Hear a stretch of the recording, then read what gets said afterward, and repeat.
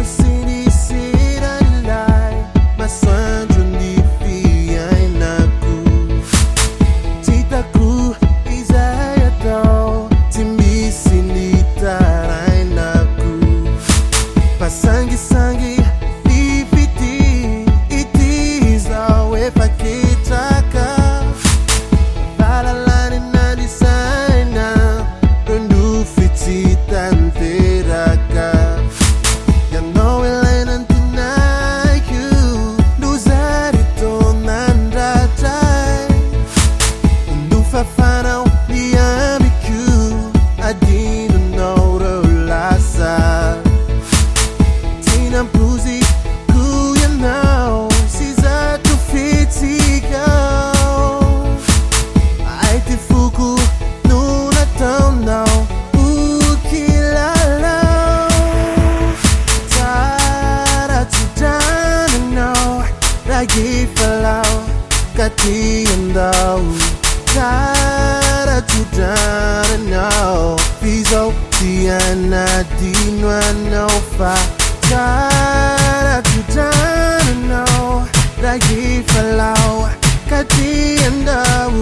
tsara tsidrananao fizao ty anadino anao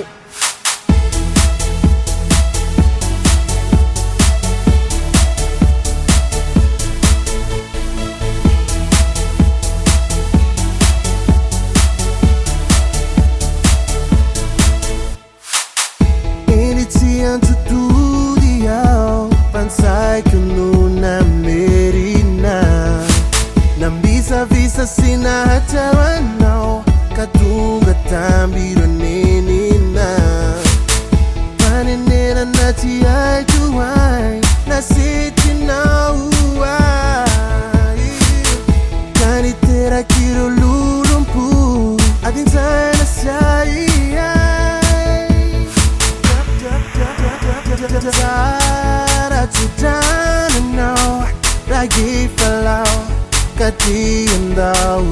tsara tsidrananao fizao ty anadino anao fa tsara tsidrananao ragifalau kati andao tsara tsidrananao fizao ty anadino anao